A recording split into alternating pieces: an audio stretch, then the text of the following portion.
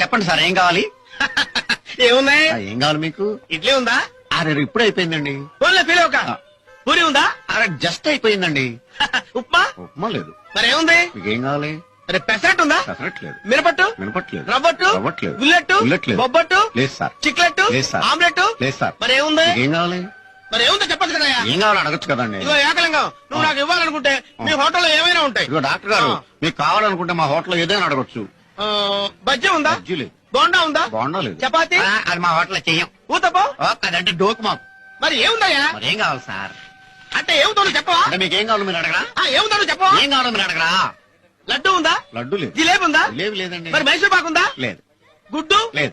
గాడిద గుడ్డు? లేదు. Elephant egg? లేదు. మరి ఏముందయ్యా? మీకేం కావాలండి? కోడి? లేదు. పకోడి? లేదు సార్.